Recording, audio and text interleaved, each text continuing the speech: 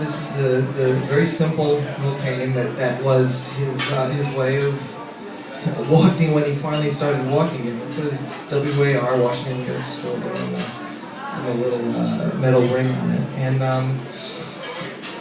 and that's it. He didn't have a large cane collection. that was pretty much what he used. A very simple cane.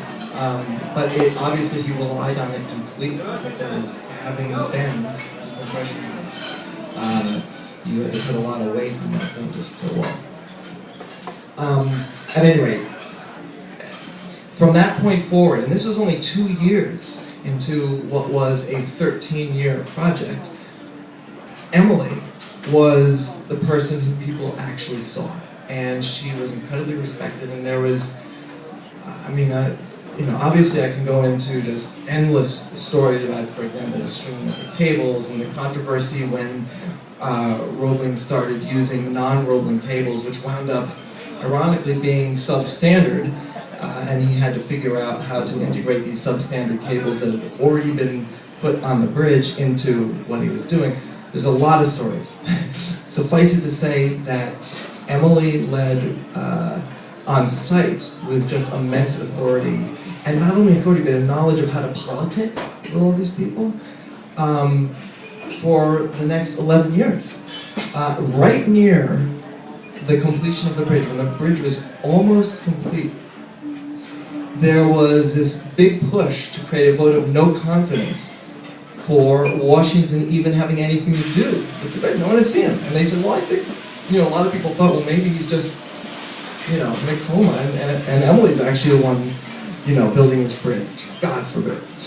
And so what she did was she worked really hard campaigning for him. She went in this huge campaign, giving all these speeches all around New York and all these different political circles and halls to convince people that, listen, I know what I'm doing, no question about that, but believe me, I'm still taking my orders from my husband when it comes to, questions and concerns and how things should be done.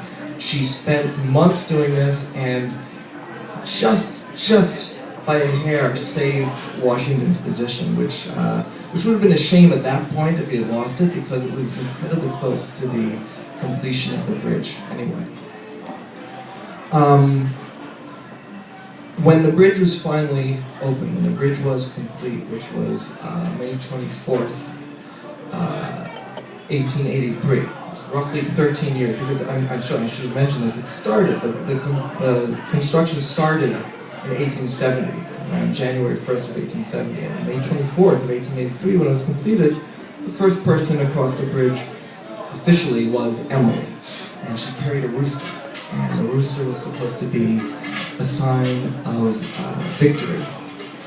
And it was a huge event, which might have only been rivaled by the Centennial event that happened in 1983. But it was immense, and it was groundbreaking, and you gotta keep in mind that at that point in time, New York City was just, the buildings are teeny tiny buildings, and so the Brooklyn Bridge at that point in time was like the Empire State Building. It was way taller than anything else. When you're in the center of the Promenade on the Brooklyn Bridge, you're 135 feet, like roughly 13 stories above the water. At a time when a 6-story building was barely heard of. So this was where you went at that point in time when you wanted to be the highest off the ground.